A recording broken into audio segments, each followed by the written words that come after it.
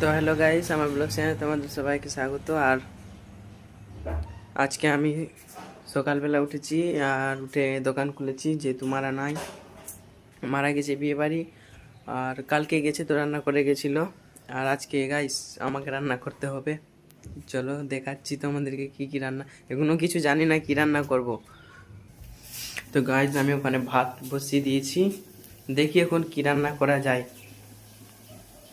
তো আমার মারা তো জেনেই নিবে অটোমেটিক আজকে কি রান্না হচ্ছে, কারণ ব্লগটা দেখবে ওরাও, তার বলতে হবে না, হয়তো ফোনও করবে না একবারও যে কি রান্না করলি বা আর কিছু। তো চলো আমি এখানে ভাত বসিয়ে দিয়েছি, তো চলো দেখতে থাকো কি রান্না হচ্ছে আজকে। তো গাইস যখন আমি ভাতের চাল দিয়ে দিচ্ছি, যে চাল ধুয়ে নিয়েছি,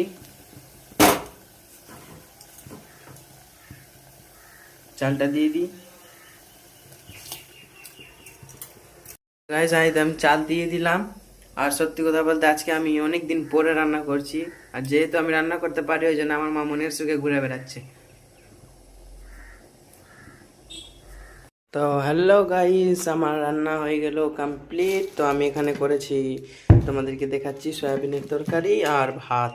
এই যে গাইস হাঁড়িতে ভাত রয়েছে, এই যে রয়েছে সয়াবিনের তরকারি। তো গাইস আজ ব্লগ এত দূর, তো তোমরা তাড়াতাড়ি করে সাপোর্ট করো, লাইক সাবস্ক্রাইব করো, আর ফেসবুক থেকে দেখতে গেলে ফলো করো। তো চলো, বাই বাই।